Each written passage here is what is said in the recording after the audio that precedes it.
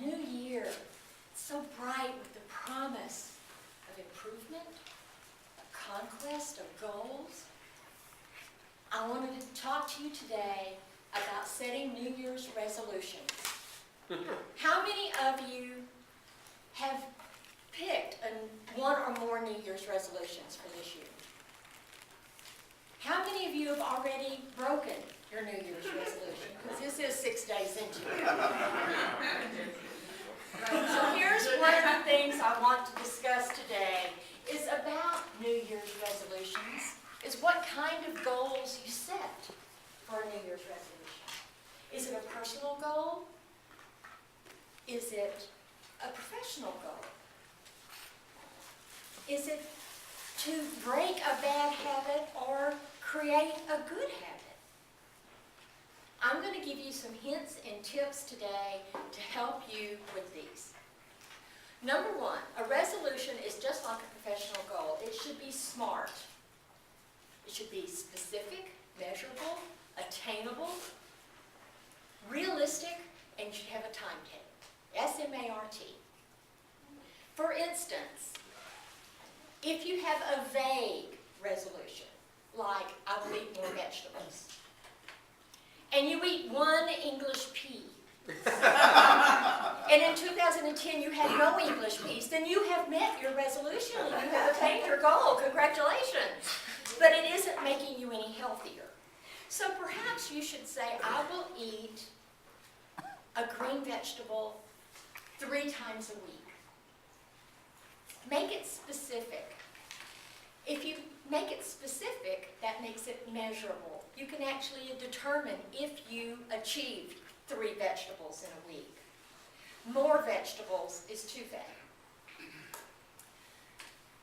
On the other hand, if you're trying to break a bad habit or create a good habit, you need to do something for 21 consecutive days for it to become a habit. Now, whether this is a good habit or a bad habit, if you only do it 18 days, it won't have the same effect. So if you've set a goal, like I did one year, of emptying the dishwasher every day, and you do it Monday through Friday, and then you skip on the weekend, guess what? On Monday, it's not day 6 of your resolution, of your 21 days. It's day 1 again. And sometimes, when we're trying to develop a good habit like that, our day 1 of the 21-day program starts over and over and over. But it's worth it, because you do it for 21 days. On day 22, if you don't do it, it will hurt your brain. Then, for New Year's resolutions, because January 1st seems so full of promise and new beginnings, I want you to do something. I want you to take little yellow stickies and put a question mark on it. I want you to take 4 of them. And I want you to slap one on March, and one on June, and one on October, and one on December. And when you flip the calendar page and you see that yellow sticky, it will remind you of the goals you set in January. And you can adjust and say, how am I doing? Because so many of us set a goal in January and have completely forgotten it by March. If you readjust, if you reassess in March and in June, keep track of that goal, that attainable, realizable goal, it will keep you on track, and by December, you will feel good about it. I tell you, for many years, I had the same New Year's resolution. At least 5 years in a row. It was, I'm going to lose weight. It's very vague.